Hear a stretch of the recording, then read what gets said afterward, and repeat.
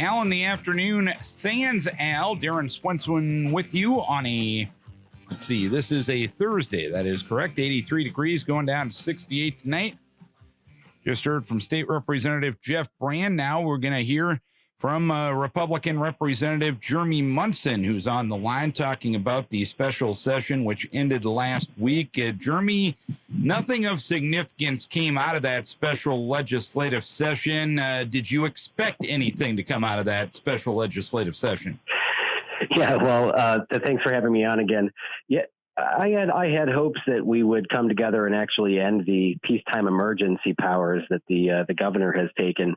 That was really the requirement for the special session. That's why we had to come back, because we have to be able to veto his decision to take these powers.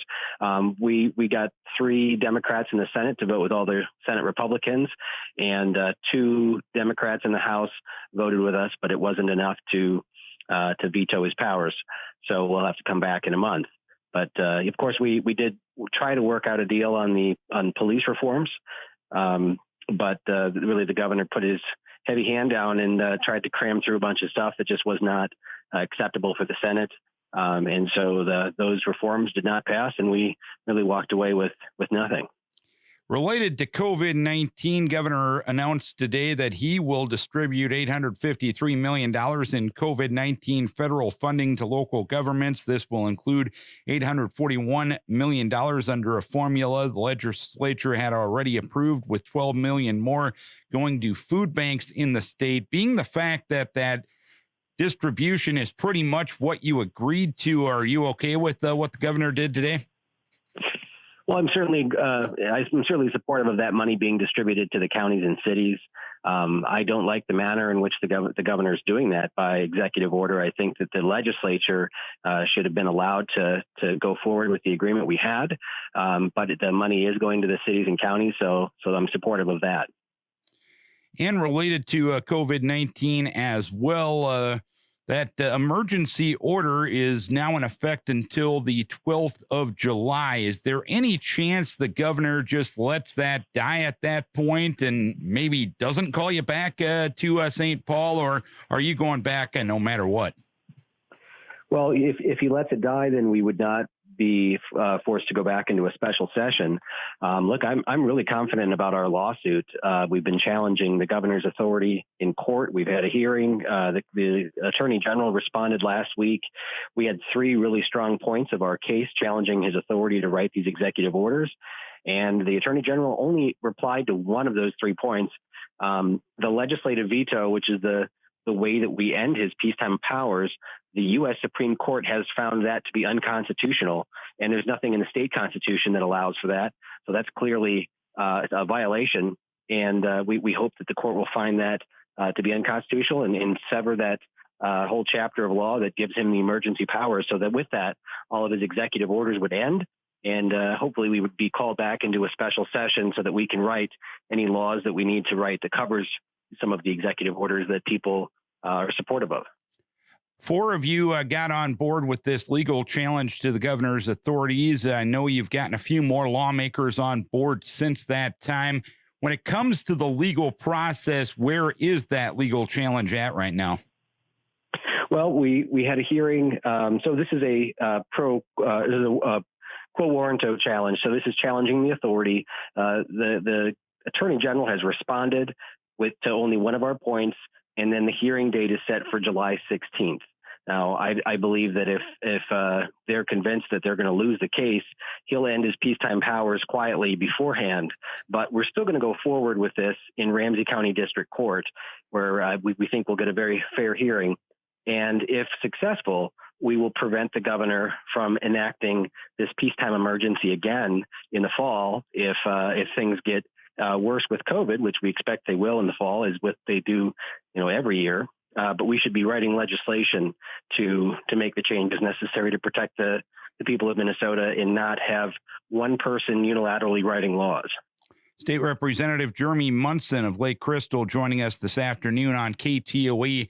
As for the police reform measures, the Senate agreed to, I believe, 11 of the 22 measures that were put out by House DFL members. but that wasn't enough for the House DFL leadership, and it wasn't enough for the governor. Did you believe that the Senate's 11 measures that they agreed to was perhaps a good start to this conversation, and maybe you could continue that conversation down the road? Or is this an issue that needs to be talked about now so change can happen while it's at the forefront of everybody's mind? Well, certainly, I think now is a good time to have the conversation and to put in reforms. I think that the Senate's proposal was very fair. And, in the House, when we heard these reforms, they took them all, crammed them into one giant omnibus bill, and then tacked on, felon voting and a bunch of cleanup funding, what happened to the riots in a new, 7-county metro sales tax that was going to be permanent. They put in a bunch of eminent domain stuff, rent control restrictions. And so it made the bill unpalatable for Republicans in the House. But I do think there's reforms needed. And unfortunately, I think some of them are pretty in the weeds, detailed, and for the people out protesting will never sound like enough. But the idea that we would get rid of mandatory arbitration and move to hear these cases by administrative law judges sounds really boring, but actually could be very effective in allowing police departments to remove the few bad actors that are causing some of the problems. So I think those are great reforms, and I look forward to the conversation when we go back into special session if these will come up again. How confident are you that they can get to that point? Because normally unions will side with the Democratic leadership. That's the way we're told how things are going.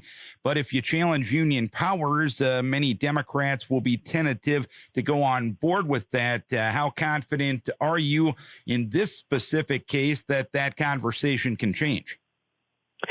Well, you bring up a very interesting point. Right now, the Democrats are really upset with the police union, in how they're handling this. But, these reforms we're talking about, getting rid of mandatory arbitration, they really should apply to all public unions, because we have similar issues with bad teachers that where they cause problems in the classroom, and it's very hard to get rid of really any public employee. So this is going to bring up a larger conversation about unions' involvement in protecting employees when they are making a bad name for their industry. So I'm interested to see how this conversation goes and when we come back into special session. Jeremy Munson joining us this afternoon on KTOE, talking about the first legislative session, the special session that ended last Saturday. I know many House DFL members, the governor himself, was a little frustrated that the Senate just up and left last Saturday. Did they have reason to, in your mind? Well, I mean, the governor was really trying to put pressure on the Senate to force legislation through. And I think it was unacceptable of the governor to threaten that if we didn't pass his required police reforms, that the rioters were going to reappear and cause more havoc. That should never be a threat that the governor should be using to strong arm this. And furthermore, because the governor has unilateral lawmaking authority under his peacetime emergency from COVID, he has threatened to actually write law if the Senate doesn't agree to it. And that, again, shows that we have this constitutional crisis right now, this imbalance of power, where the legislature has given up its authority to write laws, and the House Democrats are refusing to vote to take that power back from the governor. These unilateral lawmaking authority, these powers can last forever unless the legislature takes them back. He can write laws like he just did for distributing funds, which should go through the legislature. He can change election laws. He could make all ballots mail-in across the state, where you send ballots to every single name on the registry. He could change vote, allow felons to vote. He can do a lot of different things. And so we really need to take the powers back from the governor and then have a conversation and work legislation through the process correctly. Related to the police reform measures, what in your mind should be off the table when having that discussion? For the police reforms? Correct. Well, I mean, I believe that I think everything should be pursued as far as having a conversation. I don't believe that defunding the police department in Minneapolis is a good solution. I mean, that would drive people from the metro like you've never seen. I think house listings are already up to a record high right now after the riots. So I don't think that defunding the police is the right solution. I don't think replacing the police with social workers is the right solution. But I think that there can be reforms made, hopefully locally and not at the state level, on what police should be doing, altering their training. We talked about removing mandatory arbitration, allowing police to make reforms that are better fit for their community. That's fine. But I think statewide mandates are not a great solution because our communities are different. When you look at Minneapolis and St. Paul, those two communities are very important to the economic vitality of this state. And to have economic vitality, you need to have public safety. And there's been issues with the Minneapolis Police Department that have been well documented for many, many years. The argument is being made that Minneapolis hasn't taken care of those issues, so now the state has to. Is there a legitimate part to that argument in your mind? Well, I believe in local control. That's even when the local city is not doing things the way I think they should be doing them. I think that we need to educate voters in the city of Minneapolis to throw out their city council people if they're not making the right decisions. Just because the locality isn't making what we think are the right choices, I don't think it gives the state the right to come in and take over local government. We need to push for reforms and educate people in Minneapolis what should change, and then ask that they demand that of their local elected officials. Couple more questions for Jeremy Munson, state representative from Lake Crystal. Related to bonding, is it going to happen or not? Well, I certainly hope that we can come to an agreement on a smaller bonding bill that would address the absolute essential needs of the state. I think we all agree that transportation projects are important, and for repairing existing highways, maybe not building bicycle bridges and such. And I would also hope that we could agree that wastewater infrastructure for these small communities that are where their systems are failing can be replaced. We have a lot of projects for wastewater in the bonding bill, or that were heard in the bonding committee, and some are new construction expansions of towns, not necessarily needs. But there are towns like Waldorf and Vernon Center in my district whose systems are completely failing, and there's millions of gallons of raw sewage being dumped into the Blue Earth River. And we need to resolve that. We need to fix that. And these small communities can't afford the millions of dollars to repair their own systems. So I would hope that we could have a small bonding bill, maybe even separate bonding bills for transportation, wastewater infrastructure, and repairing some of the state-owned properties. That would be standalone bills that we could all come together and agree on, and not have some of these pet projects attached to them that grow the bonding bill to be just enormous. Will there be a bigger debate regarding bonding about the total amount being bonded, or about the specific projects that will be included in a bonding bill? Well, I think we need to be real on how much money we can spend. I mean, we have a major budget deficit, and we're going to have to deal with this next January. But for bonding, I mean, we have some money set aside that we would pay the interest on these bonds, and we have to decide which projects are absolutely essential. I think we'll have debates on both the dollar amount and the projects within them. 2 years ago, our last bonding bill, we had $900 million of projects in the House. There was $900 million in the Senate in projects, and they put them together. And instead of negotiating, they just added them together, and we had the largest bonding bill in Minnesota state history. That wasn't a proper way of negotiating out what's most important.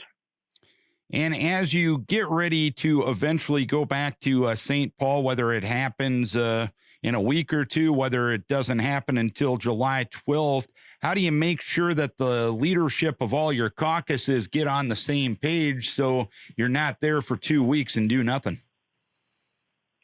Well, hopefully we can actually have discussions in leadership between the House and Senate and in come to an agreement before we even go back, instead of waiting to the last minute and spending a week up there hashing out differences. I think leadership is talking now about what bills would look like. We have committee meetings that are going on now. And so we'll continue to work on legislation and hopefully come together with ideas. I hope that the governor doesn't try to, pressure the legislature with the threat of writing legislation on his own if we don't come to an agreement, because that's just not the proper role of the governor. Jeremy, always appreciate your time. Always appreciate your candor. Thanks for joining us this afternoon. Well, thank you for having me on. Anytime. Jeremy Munson joining us, state representative, talking about the legislative session that just completed last Saturday and the fact that they'll be heading back to St. Paul here in the not too distant future. 352-83 here at KTOE.